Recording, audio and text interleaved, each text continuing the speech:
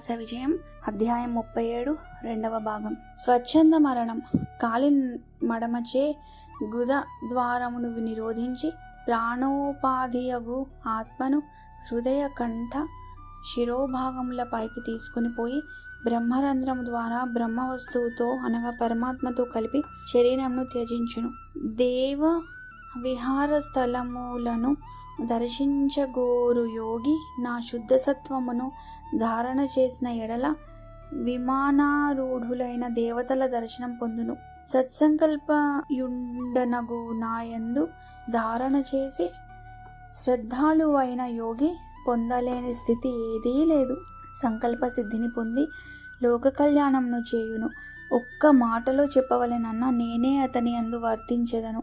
సర్వనియంతగా నన్ను ఉపాసించువానికి నా యందలి భక్తిభావన చేత త్రికాలజ్ఞత్వము లభించును. జలంలో నుండు ప్రాణులకు జలము వలన ఎట్టి హానియు కలుగనట్లు నా భక్తి సంపన్నుడైన వానికి యోగ పరిపక్వత లభించును. కావున జలము, అగ్ని వాటి స్వభావమును కోల్పోవును. ధ్వజము, ఆతపత్రము, వ్యజనము, శ్రీవత్సములను ధరించి శంఖ చక్ర గదా పద్మ హస్తునిగానున్న ధారణ చేయువాడు అజేయుడకును. ఎవరి చేతను పరాజితుడు కాడు. వీనిలో దేనిని సాధించవలెనన్నను సాధకుడు తొలుత సాధనా చతుష్టయ సంపన్నుడు కావలెను. అనగా ముందుగా నిత్యానిత్య వస్తు వివేకం అనగా నిత్యమైన వస్తువేదో అనిత్యమైన వస్తువేదో యథార్థంగా తెలుసుకుని విజ్ఞానం. ఇహాముత్ర ఫలభోగ విరాగము అనగా ఐహిక సుఖములందును స్వర్గాది సుఖములందును ఆశ లేకుండుట. శమాది షట్క సంపత్తి. శమము అనగా అంతరింద్రియ నిగ్రహం, దమము అనగా బాహ్యేంద్రియ నిగ్రహం, ఉపరతి అనగా తనలో తాను సంతృప్తి సంతోషమును పొందుట ద్వారా ఆత్మానందమునకు దగ్గరవుట. శమ దమాదులు ఆచరించుట ద్వారా సంపాదించిన లబ్ధి వలన శాశ్వత వస్తువైన పరమాత్మపై మనసు నిల్పుట ద్వారా పొందే శాంతినే ఉపరతి అని కొనియాడినారు. తితీక్ష ఈ ప్రపంచంలోని ద్వంద్వములకు చలింపకుండుట. శీతోష్ణాదులు సుఖదుఖాదుల చేత బాధింపబడక సాధించవలసిన లక్ష్యం నందు ఇష్టంతో కూడిన ఓర్పు కలిగి వర్తించుట. శ్రద్ధ అనగా గురువు పరమాత్మ వేరు కాదని స్థిరచిత్తంతో నమ్మి వారిని సేవించుటే లక్ష్యంగా నించుట. శ్రద్ధయే స్వభావంగా రూపొందును. సమాధానము ఇది చిత్తమునకు సంబంధించినది. మొదటి 5 సాధనల ఫలితంగా పరమాత్మ గురించి కానీ సద్గురుని గురించి కానీ సందేహములు లేకుండుట మనసు నిశ్చలత నొంది మోక్షము పొందుటకు అర్హత కలిగించును. ఆ పైన 4వ సంపద అయిన ముముక్షత్వము ప్రాప్తించును. పై సంపదను పొందవలెనన్నచో సాధారణ మానవుడు గాని సాధకుడు గాని సద్గురుని వాక్యములు శ్రవణం చేయవలెను. శ్రవణం చేసిన విషయములను మననం చేయవలెను. ఆ విషయములను మనసునందు నిధిధ్యాసము చేయవలెను. అనగా మననము చేయునప్పుడు కలుగు సందేహములను నివారింపజేసుకొనుటకు ప్రయత్నించవలెను అని శ్రీకృష్ణ పరమాత్మ ఉద్ధవునకు బోధించి ఉన్నారు. విద్యాసాగర ఈ విధమైన సాధనలు చేయక ఎవ్వరునూ మోక్షార్హులు కాలేరు. ఇవన్నీ సద్గురు సేవ ద్వారా మాత్రమే తెలియనవును. గ్రంథ పఠనం కొంతవరకే ఉపయోగపడును. కావున సద్గురువును అన్వేషించి పొందవలెను. ఎన్నో జన్మల పుణ్యవశమున గాని సద్గురువు లభించడు. శివుడు పార్వతీమాతకు ఇలా బోధించి ఉన్నారు. గు అనగా చీకటి అనగా అజ్ఞానము, రు అనగా వెలుగు అనగా జ్ఞాన ప్రకాశము అని అర్థం. వెలుగు వచ్చుట తోడనే చీకటి తొలగిపోవునని భావం. చీకటి తొలుగుట అనగా వెలుగులోనే చీకటి లయమగును అనగా అజ్ఞానము జ్ఞానంలో లయమగునని అర్థం. వెలుగు లేనందున చీకటి ఆవరిస్తుంది, కానీ చీకటికి ప్రత్యేక ఉనికి లేదని దీని ద్వారా తెలుస్తున్నది. విద్యాసాగర మన మనసునందు అజ్ఞానమును చీకటి వలన శరీరం కూడా అజ్ఞానమయమగుచున్నది. మనసునందు వెలుగు అనగా జ్ఞాన ప్రకాశం గోచరించినచో శరీరం జ్ఞానమయమగును. అటువంటి జ్ఞాన ప్రకాశం సద్గురుని పాదసేవనం ద్వారానే లభిస్తుందని వివరించి తర్వాతి వృత్తాంతమునిట్లు చెప్పసాగిరి. వత్స విద్యాసాగర సాధువు యొక్క సరి అయిన ఉదాహరణము శ్రీ సమర్థుల వారే. సాధువు ఎట్లుండవలెనో శ్రీ సమర్థుల వారు తమ దాసబోధలో ఈ విధంగా వివరించి ఉన్నారు విను. సాధు లక్షణములు. సాధువులు సిద్ధులు నడయాడే సత్యస్వరూపులే, అనగా సత్యదర్శనం అనగా ఆత్మదర్శనం చేసి ఉన్నవారు. ఆ దర్శనంతో వారు అమృతపానం చేసినట్లు తేజోవంతులై ఉండెదరు. వారి శరీరంలోని సర్వాంగముల ద్వారా తేజస్సు బహిర్గతమగుచుండెను. ముఖ్యంగా వారి కన్నుల నుండి వెలువడు దృష్టిని సాధారణ వ్యక్తులు తట్టుకోనలేక తలదించుకొందురు. సంపూర్ణమైన వారి వ్యక్తిత్వమును వారి నడత ద్వారా ఇతరులు గ్రహించుకొనవలనే గాని తమకు తామై తమ శక్తిని ప్రకటించుకొనరు. సాధకులైన వారు మాత్రమే సిద్ధపురుషులను నిజ సాధువులను గ్రహించుకొనగలరు. వేదశాస్త్రములందు సిద్ధ లక్షణములు వర్ణింపబడి ఉన్నవి. ఆ శాస్త్రములు ఎవనిని సత్యస్వరూపుడని కొనియాడినవో ఆయా లక్షణములతో ప్రకాశించు వ్యక్తిని చెంత చేరి సత్యమును తెలుసుకొనవలసిన అవసరం మానవులందరికీ గలదు. వారి సాహచర్యం చేత సాధారణ వ్యక్తి కూడా సుగుణముల అలవరుచుకొని జ్ఞానమును పొందగలడు. అట్లు వారి సాంగత్యమును పొందవలెనంటే అసలైన సాధు లక్షణములను ముందుగా అందరూ తెలుసుకోవాలి. సాధువు స్థితప్రజ్ఞుడై ఉంటాడు. అతడు నిర్భయుడు కాబట్టి అందరికీ అభయం ఇవ్వగలిగి ఉంటాడు. అతని లక్ష్యము స్వస్వరూపానుసంధానమునందే ఉండును. బాహ్య విషయములేవియూ అతనిని చలింపజేయలేవు. ఇతరుల హావభావములతో అతనికి పని లేదు. వారు సమాజంలో చరించినప్పుడు సాధకుల వలె కనపట్టుచుందురు. కానీ వారి అంతరంగ స్థితిని నేర్పరులైన సాధకులు తెలుసుకొనగలరు. నిజమైన సిద్ధునకు సందేహములుండవు. వారి లోపల వెలుపల సమాధానమే ఉండును. వారి సన్నిధిలో ఎవ్వరూ దాచగలిగిన విషయాలు ఉండవు. వారు సర్వజ్ఞులై ఉందురు.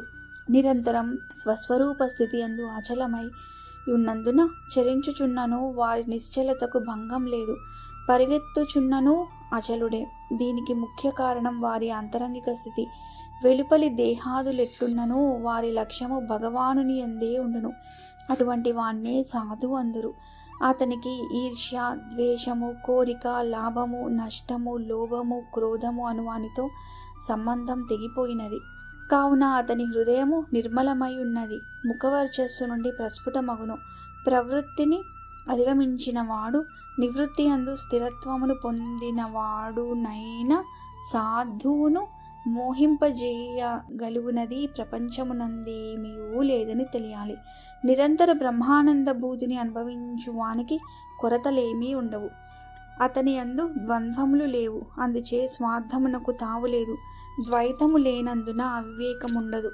ఆకాశం వలె మృదువుగా నుండుట వలన కాఠిన్యం ఉండదు. పరమార్థ భావన చేత దురాశ వారి దరిచేరదు. తదాత్మ్య భావన చేత దేహభావన లేదు. అందుచేత నిరుపాధికులంటారు. సాధువుకు మానము అవమానములందు సమభావమే ఉండును. పరమునందు లక్ష్యముంచిన కారణంగా పరమ దక్షుడగుచున్నాడు. అనగా అసాధ్యమును సుసాధ్యము చేయు శక్తి కలిగి ఉండును. మలిన భావనలు లేనందున నిర్మలుడు, నిత్యుడు, సత్యుడు అనబడును. ఈ స్థితి లభించుట కొరకు సాధువులతో సహవాసం చేయవలెను. ఆత్మదర్శనం కలుగుట తోడనే ఈ లక్షణములన్నీ అతని అందు ప్రకాశించును. దీపము వెలిగించిన తక్షణమే ఎట్లు చీకటికి ఉనికి ఉండదో అట్లే ఆత్మదర్శనమైన సిద్ధునకు దుఃఖ శోక తాపములు పటాపంచలగును అని శ్రీ సమర్థుల వారి దాసబోధలో నిర్వచించినారు. కళ్యాణ్ గురునిష్ట. విద్యాసాగర శ్రీ సమర్థ రామదాస స్వామి వారికి అనిమాది అష్టసిద్ధులే కాక అనేకమైన సిద్ధులు ఆశ్రయించి ఉన్నవి, కైవశమై ఉన్నవి. కానీ వారు అందు ప్రతిదానిని పరమార్థమునకే వినియోగించినారు, స్వార్థానికి ఉపయోగించలేదు. తమ ఆకలికి ఏనాడు ఆయన పదార్థాలను సృష్టించలేదు. శివాజీరాజు పరివారంతో వచ్చినప్పుడు ఆయన తన సంకల్పంతో వారికి ఆహారం ఏర్పాటు చేశారు. అసలైన సాధు లక్షణం అంటే అదే. తన జీవితం శక్తి మొత్తం పరుల హితం చేయటంలోనే తృప్తి చెందెదరు. విద్యాసాగర, వారి శక్తిని ఇతరుల యందు ప్రేరణ చేయుటకు కూడా వారు సమర్థులే. విను, కళ్యాణను శిష్యుడు శ్రీ సమర్థుల వారి ప్రేమను చూరగొన్నాడు అని చెప్పాను కదా. అతను ఒకసారి తాను వ్రాసిన గ్రంథములన్నీ తెచ్చి శ్రీ సమర్థులకు చూపగా వారు అతనితో ఇట్లనిది: కళ్యాణ్, గ్రంథములలోని అక్షరములు సర్వులకు సులభగ్రాహ్యములుగా ఉండాలి అన్నారు. కళ్యాణ్ నమస్కరించి, స్వామి గురుదేవా, తమరు ఒక్కసారి వ్రాసి చూపినచో దానిని చూచి నేను వ్రాయగలనని పలికెను. శ్రీ సమర్థుల వారప్పుడు ఒక గుహలో ఉన్నారు.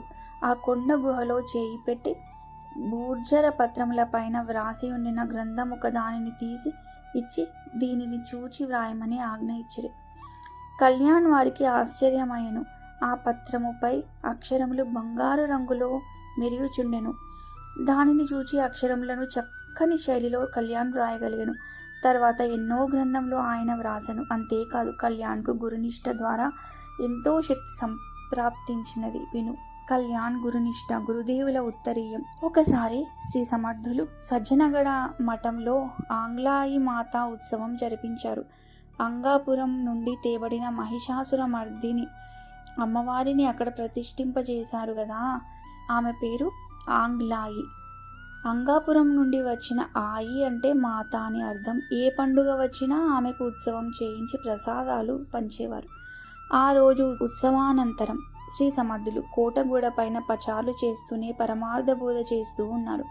శివాజీ రాజావారు, ఉద్ధవుడు, కళ్యాణ్ స్వామి, దివాకర్ భట్, అక్కాబాయి వీరితో పాటుగా మరికొందరు శిష్యులను గురుబోధలను వింటూ ఆ కోటగూడపై తిరుగుచున్నారు. మధ్య మధ్యన చెలోక్తులతో నవ్విస్తున్నారు. ఈ కోటగూడపై నుండి ఎంత చక్కగా గాలిలో తేలుతూ విహరించి వస్తే ఎంత బాగుంటుంది అంటూనే అక్కాబాయి ప్రసాదం ఏమి తయారు చేశావు అంటూ అడిగారు. అక్కాబాయి ఒక గంపతో లడ్డులు అందిస్తూ గురుదేవ్ ఇదిగో ప్రసాదం అన్నది. ఇంతేనా? ఇవి మా కళ్యాణ్కే చాలవు అని గురుదేవులు అంటూ ఉంటే విని శిష్యులు కొందరు వారిలో వారు గుసగుసగా తిండిపోతుకేమీ సరిపోవు అనుకుంటున్నారు. అంతలో మరో గంప లడ్డూలున్నాయి. లోపల అక్కాబాయికే ఆశ్చర్యం అనిపించింది. తాను చేసింది ఒక గంప లడ్డూలే, మరి ఇంకో గంప ఎక్కడ నుండి వచ్చిందో. ఇది గురువనుగ్రహమే అనుకుని అది కూడా తెచ్చి గురుదేవ్ ఇదిగో మరో గంప లడ్డూలు ఉన్నాయన్నది. సరే, అక్కడున్న వారికి నీవు పంచు అంటూ కళ్యాణ్ తిను అని 10 లడ్డూలు ఇచ్చారు. కళ్యాణ్ తన ఉత్తరీయం కొంగు పట్టి తీసుకున్నాడు. మిగిలినవన్నీ అందరికీ ఇస్తున్నారు ఈ శ్రీ సమర్థులు. అలా పంచుతూ ఉండగానే పెద్ద గాలి దుమారం వచ్చింది. గురువుగారి భుజం పైన ఉత్తరీయం ఆ గాలిలో ఎగురుచూ పోతున్నది. దూరంగా పోయి గాలిపటం ఎగురుచున్నది. ఒక్కసారిగా శ్రీ సమర్థులు కళ్యాణ్ నా ఉత్తరీయం పోచున్నదిరా అని కేక వేశారు. అంతే, కళ్యాణ్ ఒక్క ఉదుటన కోటగూడపై నుండి గాలిలో తేలుచూపోయి ఆ ఉత్తరీయం పట్టుకుని తిరిగి తెచ్చి గురుదేవుల మెడలో అలంకరించారు. అతని ఉత్తరీయం కొంగులో పట్టి ఉంచిన లడ్డూలన్నీ గాలిలో తేలినవి. చూచువారందరూ కళ్యాణ్ పడిపోతావు పోవద్దని గోలగా అరుస్తున్నారు. అయిపోయినాడు కళ్యాణ్, కోటగూడపై నుండి కిందకు దూకేశాడని కొందరు ఏడుస్తున్నారు, కొందరు కోపం చేస్తున్నారు. ఎవ్వరి మాటలు వినకుండా కళ్యాణ్ గురుదేవులపై ప్రేమ విశ్వాసములతోనే గాలిలో ఎగిరి తిరిగి ఉత్తరీయాన్ని తేగలిగాడు. ఇక్కడ ఉత్తరీయానికి కాదు ప్రాధాన్యత, అతని ప్రేమ, భక్తి, విశ్వాసముల శక్తి సర్వులకునూ తెలియాలనే గురుదేవులలా సంఘటన కల్పించారు. మరొక్క సంఘటన కూడా చెప్పుకోవలసి ఉన్నదని శ్రీ నిత్యానందుల వారిట్లు చెప్పసాగి, వత్స విద్యాసాగర, సాధన చేత మహాత్ములు దివ్యశక్తులు పొందుతాయన్నది సహజంగా అందరూ విశ్వసిస్తారు. కానీ అటువంటి మహాత్ముని విశ్వసించి ఆరాధించి దివ్యశక్తులను పొందుతాయన్నది అందరూ విశ్వసించలేని విషయం. ఆయన అలా పొందవచ్చునని నిరూపించాడు కళ్యాణ్. ఇతని చరిత్ర కూడా ఒక గ్రంథం కాగలదు. ఒకసారి శివాజీ మహారాజ్ వారు గురుదేవులకు సర్వ అలంకారములతో ఒక గుర్రమును సమర్పించారు. శ్రీ సమర్థుల వారు నాకెందుకీ గుర్రాలు, ఏనుగులు అంటుంటే రాజావారు తమరు ఎక్కడికైనా వెళ్ళాలంటే వేగంగా వెళ్ళగలరని సమర్పించినానని సవినయంగా చెప్పుకున్నారు. శ్రీ సమర్థులు నవ్వుకొని సరే స్వీకరిస్తున్నానని వారికి తృప్తి కలిగించి ఆ గుర్రానికున్న అలంకారాలన్నీ తీసేయమన్నారు. శివాజీ ఇది చాలా పొగరుగలది దేవా అని చెప్పారు. శ్రీ సమర్థుడు అలాగా అంటూనే జీను కళ్ళెం లేకుండానే దానిపై ఎక్కి స్వారీ చేస్తూ ఒక్క క్షణంలో కనుమరుగైనారు. కళ్యాణ్ స్వామి, ఉద్ధవ్ స్వామి ఇరువురును ఒకరు చక్కెర ఒకరు కమండలంలో నీరు తీసుకుని గురుదేవా అంటూ గాలిలోనికి ఎగిరిపోయినారు. ఆ గుర్రం శరవేగంతో పోయి ఒక చోట ఆగగా గురుదేవులకు ఆ వెనుకనే వచ్చిన శిష్యులు ఇరువురు త్వరగా చక్కెర నీరు అందించారు. శ్రీ సమర్థులు ఆ నీరు త్రాగి మీరు వెనకాలే రండి, నేను మఠానికి పోతాను అని ఆజ్ఞాపించారు. వారిరువురు తిరిగి ఆశ్రమానికి వెళ్ళేటప్పుడు మాత్రం నడుచుకుంటూ వెళ్ళి చేరుకున్నారు. శివాజీ ఆశ్చర్యంతో చూస్తుండగా దానిని చెవులు పట్టి అప్పగించుచూ, శివాజీ ఇది నీకు బాగా పనికొస్తుంది, తీసుకెళ్ళు, దీని ద్వారా అనేక విజయాలు సాధించు అంటూ ఆశీర్వాదం చేశారు. వెనుకాలే వచ్చిన కళ్యాణ్ ఉద్ధవులను చూచి మఠంలోని వారంతా ఆశ్చర్యంతో ప్రశ్నల వర్షం కురిపించారు. శ్రీ సమర్థుల వారు గుర్రం మీద వాయువేగంగా వెళ్లారు, మీరెలా కలుసుకోగలిగారని ప్రశ్నించారు. మేము కూడా వాయువేగంతోనే వెళ్ళామని వారు సమాధానం చెప్పారు. మరి తిరిగి వచ్చేటప్పుడు ఎందుకు నడుచుకుంటూ వచ్చారని ప్రశ్నించారు. అందులకు వారు, ఇందులో ఆశ్చర్యమేముంది, గురు కార్యానికి గురుశక్తి ఉపయోగపడుతుంది, మన అవసరానికి మన శక్తి ఉపయోగించుకోవాలి అని సమాధానం చెప్పాడు కళ్యాణ్ అని శ్రీ నిత్యానందులు చెప్పగా, విద్యాసాగరుడు, స్వామి గురుదేవ, శ్రీ సమర్థులను సేవించిన కళ్యాణ్ స్వామి కూడా సమర్థుడే అయినాడని దీనిని బట్టి తెలుస్తున్నది. శ్రీ సమర్థుల గురించి మరికొన్ని విషయాలు చెప్పండి ప్రార్థించాడు. ఈ అధ్యాయం చాలా పెద్దదిగా ఉండడం వలన ఈ అధ్యాయాన్ని ఇంతటితో నిలిపివేసి వచ్చే వారం చదువుతాము.